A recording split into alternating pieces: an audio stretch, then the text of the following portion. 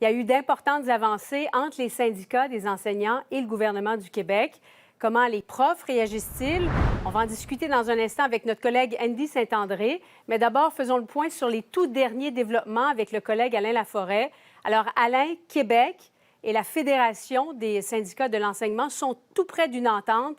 Il y a une proposition de règlement qui est sur la table. Oui, et c'est venu très rapidement, là. Hier, on a parlé du blitz qui s'était enclenché en milieu d'après-midi, qui s'est poursuivi jusqu'à ce matin pour arriver à une proposition de règlement avec le plus gros syndicat de l'enseignement, 95 000 membres qui représentent 60 des écoles. Ce que le gouvernement dit actuellement, c'est que son offre va permettre d'offrir de meilleurs services, de favoriser, entre autres, la réussite des élèves, l'organisation du travail, la composition de la classe et une autre demande très importante pour les enseignants, l'autonomie professionnelle, c'est-à-dire le télétravail, la gestion des horaires. Actuellement, ce qu'il y a sur la table, vous le savez, là, sur 115 milliards de dépenses, c'est 60 milliards que coûtent actuellement les salaires pour l'ensemble du réseau public et parapublic.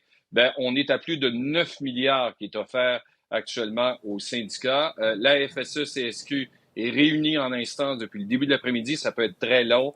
Ça peut s'éterniser toute la soirée. Ça peut reprendre demain pour décider finalement s'ils acceptent l'offre